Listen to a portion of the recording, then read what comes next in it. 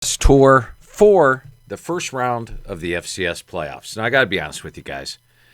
As much as I wanted to watch the FCS during the spring, doing this magazine is just so much work. I wasn't able to even watch a single FCS game. I've been poured into the magazine.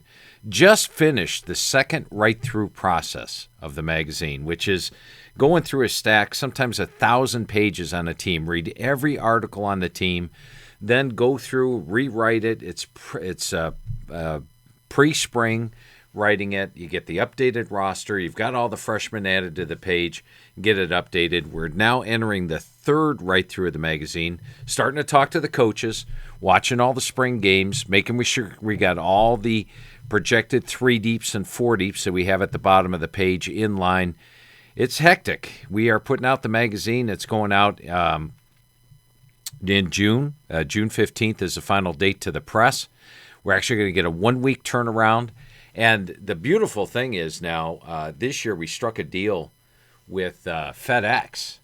Last year we had some mailing problems. We used the postal service, and if you ordered it and you got a priority mail, it's supposed to be 2 to 3 days. Sometimes they got lost. Sometimes they took a week. I don't think we're going to have those problems with FedEx. And FedEx, real good deal there. They're just $7.50 is what they're charging us, so that's what I charge you. There's no handling or anything in that. If you go to the store right here, talking about the magazine right now, you can order your college football preview right now. And as I mentioned, here's the timeline. June 15th, we send the last page to the press. They print it. They get the truck shipped back to us. We're expecting them in our office on June the 23rd. Now, this is going to allow us to get all those transfers that happen between now and June 15th. We'll have it all up to date, and there will be transfers with that 1-year rule. And yet we'll still be out before July 4th because you'll have it in your hands. FedEx is a 2-day thing. I believe it's 2-day. It might be 2 to 3 day, but I believe it's a 2-day for the $7.50. So if we ship it on June 23rd, you'll have it in your hands on June 25th. You'll be among the first in the country to get it. Now, I don't have a promo code. I don't have a coupon. The magazine's $19.95, and then there's FedEx's $7.50.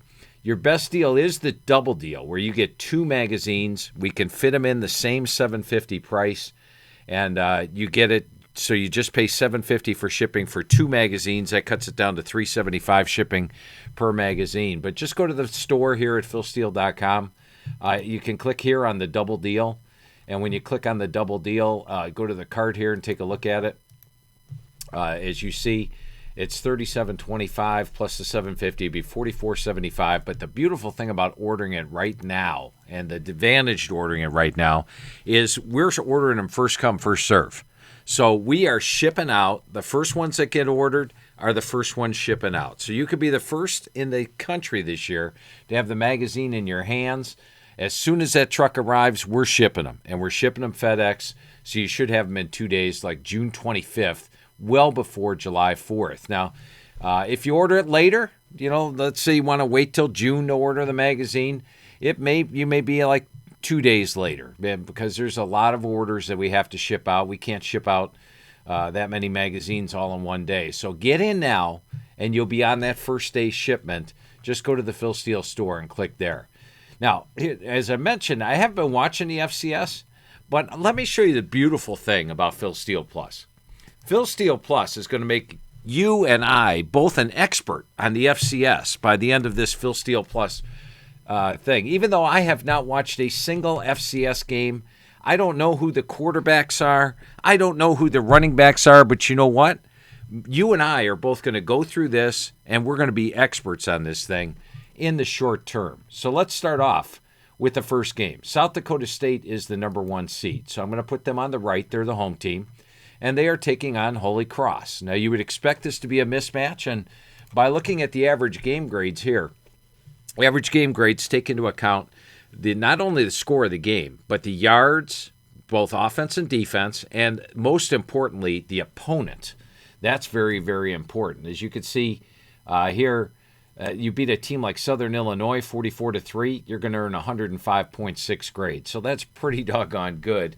And they beat North Dakota State 27-17. They are the number 1 team in the AGG and worthy of the number 1 seed at 83.7. Now, Holy Cross is playing some much weaker opponents. Yes, they've won all 3 games, but none of these opponents are overwhelming. And they have an average game grade of just 53.8. So that has me leaning right now with South Dakota State. Now, I'm looking here, and I see that Holy Cross got a pretty good run defense. So let's take a look at the type of run offenses that they were facing. And this is all at your fingertips. You just go here, click to the FCS team pages, and it gives you the access. So let's take a look at Lehigh really quick. And we're going to look at Lehigh, and Lehigh can't run the football. So no big deal that they stopped them. Let's take a look at Fordham. When I click on Fordham, oh, look at this. Fordham can't run the football. So it's not really a good run defense. They're just doing what their opponents do. Let's take a look at Bucknell. Bucknell can't run the football. Now, the beautiful thing about Phil Steele Plus, it's color-coded green and red. Green is good numbers. Red is bad numbers. So you can see right at a glance, every single opponent they faced has had nothing but red games in rushing. So I'm not overwhelmed with their rush defense. Normally, I don't like going against teams that have a great rush D. I don't know how good Holy Cross's rush defense really is. They haven't taken on a good rush attack all year. South Dakota State has a pretty good rush attack. They've got Pierre Strong, rush for 453. Strong was a 1,000-yard rusher last year. We give you the statistical leaders in the FBS for the last 3 years, and they're game by game. So you want to see what they've done this year? Right there. Strong rush for 91, 95. Look, he missed this game here, and look, they had Grakowski stepped in with 103 against Southern Illinois. Davis had 150, so they've got some backs. These guys had 100 yards, 100 yards. They've got 3 running backs that can run the football. Once again, I know nothing about these teams. We're already experts. They've got 3 running backs that have topped 100 in a game. They are averaging 5.7 yards per carry, and we've learned that while Holy Cross statistically has a great run defense, I'm not really afraid of it because they haven't played anybody yet. We'll see what they do against South Dakota State. Offensively, these guys average 4.8 and hit 59%, but once again, a much weaker competition. So add it all up, I think my biggest concern here is South Dakota State just beat North Dakota State 27-17. They've got bigger playoff games on deck, so this is a bit of a sandwich situation for them. My computer's got this thing 36-8. The average game grades on this one have got South Dakota State winning this one by 33 points, actually 32.9. So I would lean with South Dakota State. My only concern, once again, will be the sandwich situation. Coming off that big win, bigger playoff games on deck. This one's obviously a mismatch, but we knew that going into it. All right, let's take a look at Southern Illinois against Weber State. And let's click on, I always like to put the visitor on the left, Southern Illinois. And let's click on that. All right, let's put Weber State on the right. Here's Weber State. Once again, I don't know who the quarterbacks or anything is here. Well, we take a look at let's take a look at the season Southern Illinois has had. They opened up beating Southeast Missouri State, who's, by the way, in the playoffs. They only beat them by 3, but they're in the playoffs. North Dakota's in the playoffs this year. North Dakota State's in the playoffs this year. They're playing in a tough division. South Dakota State. Here's something interesting. Look at this. They beat a very strong North Dakota State 38-14, and yet they lost to South Dakota State 44-3. I'm going to go under individual player stats and see if there's any clue as to why that might have happened. So if we look here under individual player stats, against North Dakota State, their quarterback was Nick Baker, 17-23, 254 yards. Baker did not play against South Dakota. They went with Stone Labanowitz, who hit just 8 of 9 passes, and they also used Kerry Lyles. So they definitely struggled at QB in that big game. Have they rebounded since then? They lost to Missouri State, and Missouri State, oh, this was Southeast Missouri State. Here's Missouri State. They're in the playoffs. They lost to a playoff team there. And then they beat Southeast Louisiana. Look at this, 807 yards. They ran for 423, threw for 384, so they got the offense going. Defense, a bit of a question mark. You look at the last 4 games, they're giving up 446 yards per game, 66% completions. So probably a little concern there. But Southern Illinois is a team that beat North Dakota State and looks to get back on track. Let me see how good Southeast Louisiana is. All right, I'm curious. I want to know how good Southeast Louisiana is, that they could put 807 yards on them. Is that a good accomplishment? Look at this. They give up 645, 672. They're giving up a lot of yards. So not a great defense there. It is a 4-2 team, 4-3 team. They play any playoff teams? Nope. Just Southern Illinois. So not overwhelmed there. Let's take a look at Weber State, see how their season's going this year. Weber State, 5-0. That's very impressive. Don't have a lot of big wins, though. Look at this. They have one big win, but they've got to win here by 5. They got to win by 5. They got to win by 3. They got to win by 3. Have they played any playoff teams? No. So they've played the tougher schedule. What does my average game grade say? 71.9 for Southern Illinois. And for Weber State, we're looking at 70.1. So Weber at home would be a slight favorite. Vegas line on this one is Weber 4, so Vegas pretty sharp. I don't know. I think in this one, I don't really have a strong play on it, I would say, looking at that information. The fact that Southern Illinois beat North Dakota State has a higher AGG, and Weber State's got 4 wins by 5 points or less.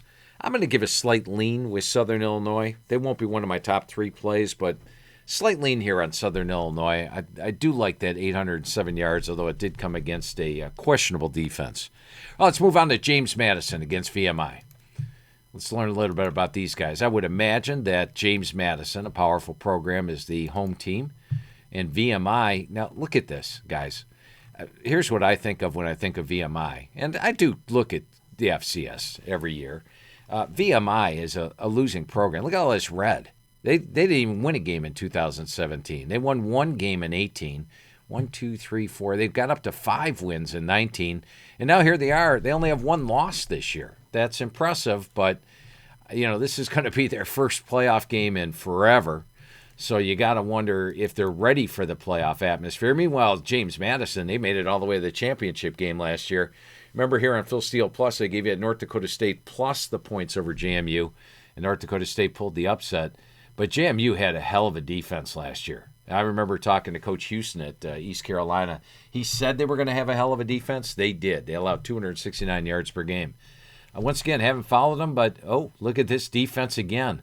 176 yards per game. That's very impressive. Now, they haven't played a playoff team, but they do play in a pretty tough division. So I am impressed with this. Who's their quarterback?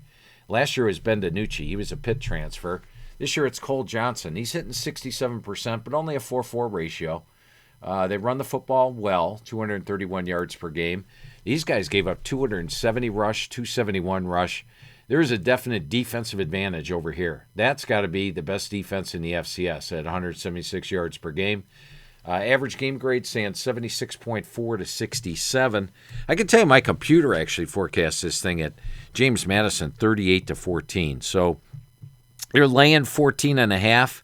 I understand why you wouldn't necessarily lay that number, but the computer tends to be pretty good on these FCS teams. So it is calling for JMU by 24.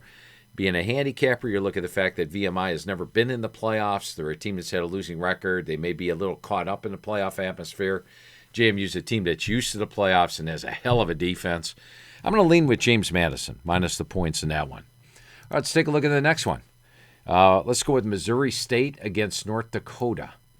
Missouri State is another team that's been bad, but they got some guy, Bobby Petrino, just named Coach of the Year in the conference. Look at what he stepped into. He stepped into a team that had won 1 game in 2019. Bobby Petrino opened up with Oklahoma. Now, I watched their games in the fall. I watched that game. I even watched the Central Arkansas games. They opened up, look at this, 1-4, but they're on a roll. They beat South Dakota. They beat Northern Illinois, Southern Illinois, and Youngstown State. So a tough division. They won their last 4 games. They're playing at a 69.8 level over the last 4 games of the season. Let's take a look at North Dakota.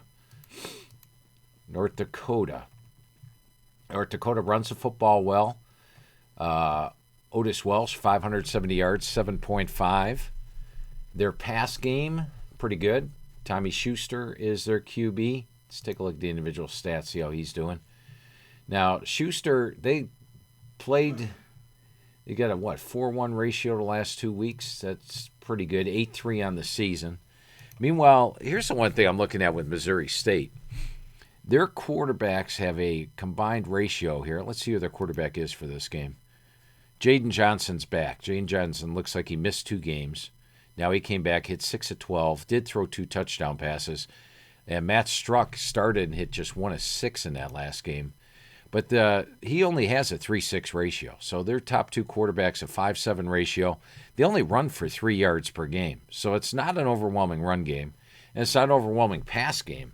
Seems like they're sort of doing it with mirrors. And if you look at their schedule, now granted, minus 473 yards against Oklahoma. But in conference play, let's look at that. They are minus 43 yards per game. Meanwhile, North Dakota comes in plus 39 yards per game. Now, if you look at the average game grades, North Dakota is coming in at 76.5, Missouri State at 68.4. So that is an 11.1 advantage for the home team. I like that. I like the fact that Missouri State's having trouble throwing the ball. Oh, this number jumps out at me. Once again, the red will jump at bad things.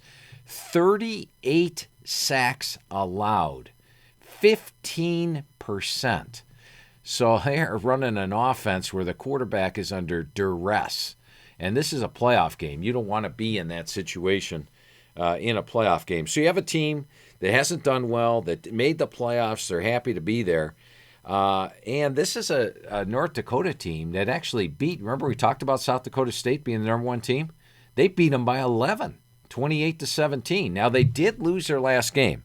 And I think if I had one concern in this game, it would be the fact that North Dakota hasn't played since March. This North Dakota State game was back in March.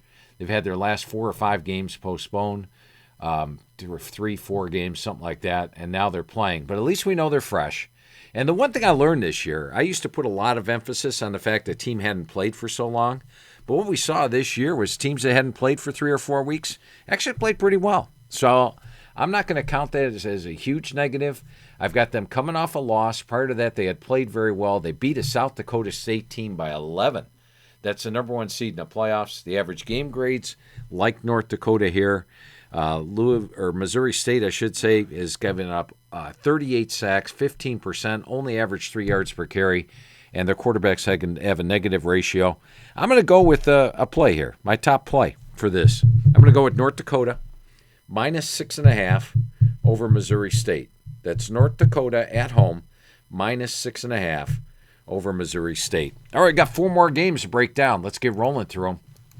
And once again, we're both becoming experts on the FCS, aren't we? We're going to watch the games this weekend, and we're both going to know what we're talking about because of Phil Steele Plus. And by the way, Phil Steele Plus is a great deal. You can get Phil Steele Plus right now. We had, the FCS playoffs have been, or the FCS full season was $29.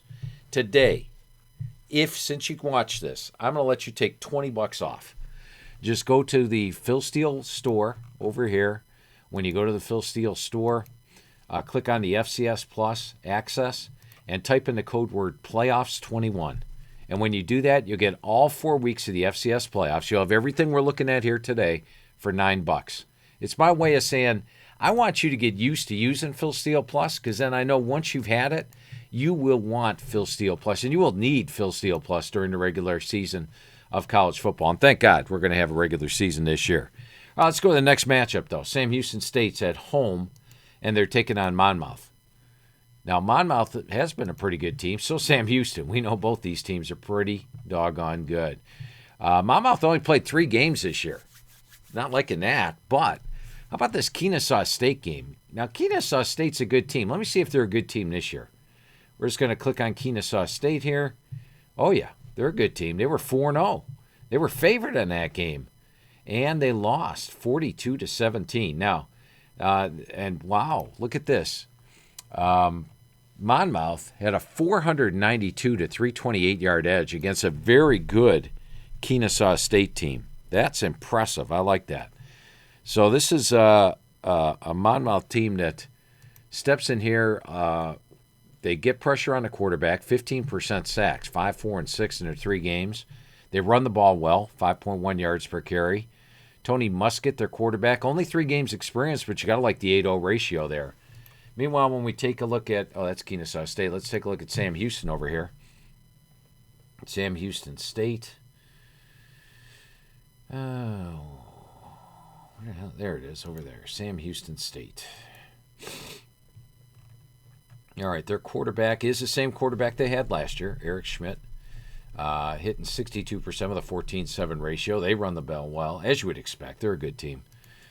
This says 78.4 to 70.7, so that would have Sam Houston about a 10-point favorite. They're a 9.5-point favorite in this game. Boy, my computer's got them by 6. I'm going to stay away from this one. That Monmouth-Kennesaw State game scares me a little bit, that they could play that well against Kennesaw State, have that kind of yardage advantage. I think this game's a toss-up. I think Sam Houston wins. I can see him winning by 3 or 7. I could also see him winning by 10. Vegas done a good job pricing that one at 9.5. Let's pass on that one. Let's go North Dakota State and Eastern Washington. And once again, the North Dakota State underdog championship game last year. Love that play.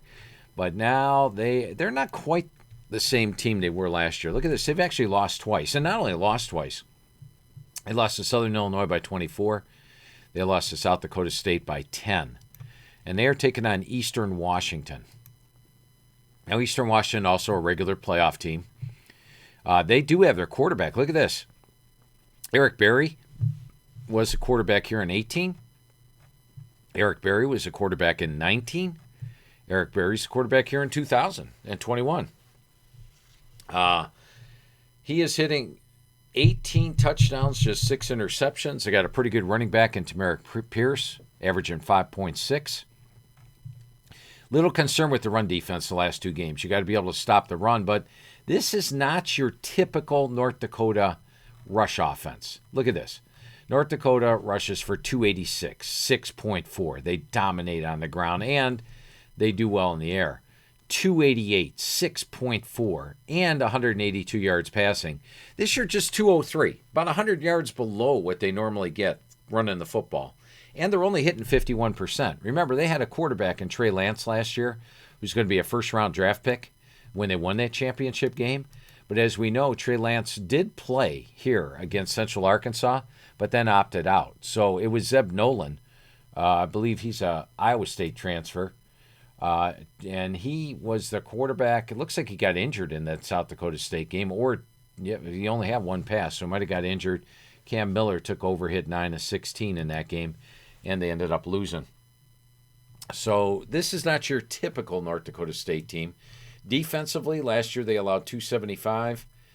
This year, pretty good, 305, but did give up 454, although that was the South Dakota State. Overall, they're plus 35 yards per game. That's a surprising number. What had they been? Plus 195, plus 182, plus 213. This year, North Dakota State is plus 35 yards per game. Not your typical North Dakota State team. Meanwhile, Eastern Washington's plus 192 yards per game. Now, granted, their schedule's been a little bit weaker over here. They did lose to Idaho, but then got revenge on Idaho here. They've got the veteran quarterback. They're a team that's used to the playoffs. Back here, they went all the way to the championship game against North Dakota State, so they're playing with legitimate revenge. The line on this one's actually 7.5. And if you look, here's an interesting thing. Look at the average game grades. 79.7. Eastern Washington's the number 2 team. North Dakota State's 75.9. They're the number 9 team. Now, I don't like going against North Dakota State, but this is not your typical North Dakota State team. So I'm going to go against them. I'm going to take Eastern Washington plus 7.5 over North Dakota State, and that's going to be my number 2 play of the week. Veteran quarterback, veteran playoff team, on the road, getting over a touchdown with a team that the average game grades actually says is the number 2 team in the playoffs. Let's go with Eastern Washington plus 7.5. And once again, one of the reasons I rode James Madison all year last year. I went with North Dakota State because they were an underdog, and they were still the regular North Dakota State team getting those points. This is not your typical team, and they're laying over a touchdown. Let's go with Eastern Washington, plus 7.5. All right, 2 more games to hit on here, and one of them is Jacksonville State against Davidson. This looks like one of those mismatch games, guys. Davidson is a team that runs the football. They're an option team. You could tell they're an option team here by the amount of times they pass. And their quarterback, Tyler Phelps, hitting 58%. Not bad. And a good runner. But look who they're playing. Elon, Stetson, Presbyterian, Morehead State, San Diego, and Presbyterian. So they're not playing a great schedule. Let's see how Presbyterian's doing this year. Presbyterian was 4-3. We'll give them that. Let me see some of these other ones. They beat Morehead State by 3 points. Morehead State's 4-3, but they're playing in a much lower division. Morehead State, when they played a big boy, James Madison, they lost 52-0. They lost by 3 to Davidson. So let's take a look at Jacksonville State. Now, Jacksonville State's a team that I did prep for their Florida State game.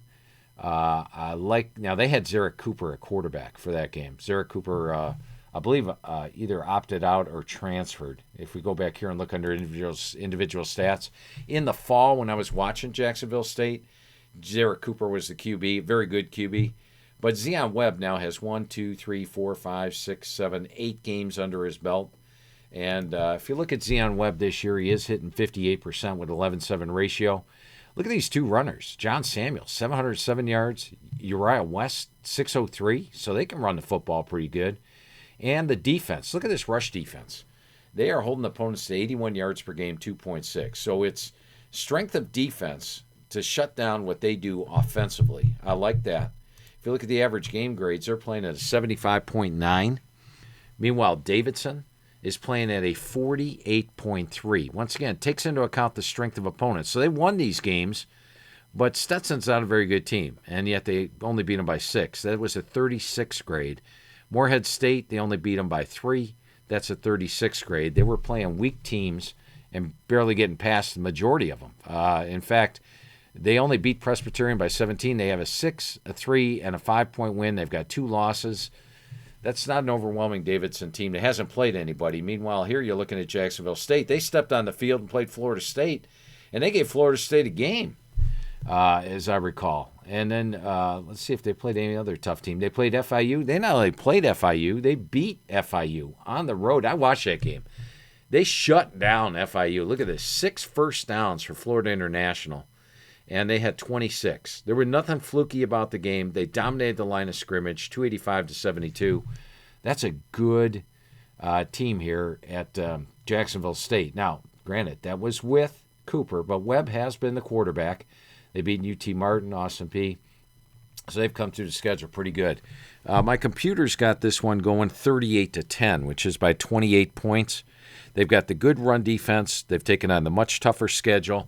If I had one concern in this game, it's that Jacksonville State's only won one game all year by more than 21 points, and they're laying 21. But you have a veteran playoff team going against a team that wouldn't make the playoffs any other year. I mean, Davidson just wouldn't be here, I don't think, in a playoff game. So I am going to go with the number 3 play this week, Jacksonville State, minus 21 over Davidson. If they can shut down that run game of the option, like I think they can with this run defense, look at all that green there, then I think their offense can take over and get some margin at home. So I'm going to go with Jacksonville State, a veteran team that's got 11 games under their belt, including playing teams like Florida State and FIU, minus 21 over Davidson. All right, let's wrap it up with the last game, and it is Sacred Heart, and they are taking on Delaware. So let's go to Delaware. Oh, actually, Delaware's at home, so I got to put them on the left, don't I? Sacred Heart's on the left, and we'll put Delaware on the right. All right, let's take a look at these two teams. Sacred Heart lost to Duquesne by 3. And let's go take a look at how good Duquesne is. I don't even know how good Duquesne is. Do you guys know? We're going to find out. Well, Duquesne was 4-0. And Sacred Heart then rebounded and beat them. Look at that. So they beat Sacred Heart. They got to 4-0, and then Sacred Heart beat them at the end. Let's go back and take a look at Delaware now. All right. Delaware's a team that's playing to an average game grade of 77.8. They're the number 5 team in the country in that category. Sacred Heart is playing to an average game grade of 55. They are the number 58 team in the country. No wonder Delaware's laying 19.5 here. My computer's got it 34-11. The average game grades say Delaware by 25.8. So I would lean with Delaware in this one. Let's take a look at their quarterbacks. Henderson's got a 9-2 ratio this year, so that's doing pretty good. Last year, Henderson had a 9-1 ratio. So in 2 years, Henderson's got an 18-3 ratio. That's pretty good for a starting quarterback. They are plus 10 in turnovers in just 5 games, so they've been a little beneficial there. Chestnut, look at Chestnut here. He's got 717 yards per game, 7.7 yards per carry, and that's only in 4 games. This guy's running for 179 yards per game. Wow. So Chestnut running the football well. He's got 160 yards in every game this year. Wow. And their quarterback doing well. I naturally probably lean with Delaware because they're the better team. They're only laying 19.5, but I don't know. This Chestnut worries me a little bit here. That's a pretty productive running back. Granted, he's not playing Duquesne, Long Island, Merrimack College, or Duquesne here. He's taking on Delaware, and Delaware's got a good run defense. But I'm going to stay away from that one. Slightest of the leans on Delaware. We'll see how that plays out. So there you go. You see the benefits of Phil Steele Plus. You know about the magazine. Remember, don't forget to get the magazine. First come, first serve. You're the first one to order. I guarantee if you order the magazine this week, it's going out day one. You'll be among the first in the country to get the magazine in your hands. Don't forget to check out Phil Steele Plus, and don't forget to watch these football games this weekend. Should be a lot of fun. Thank you for taking the Phil Steele Plus tour, and hopefully I have time to do another one with you next week.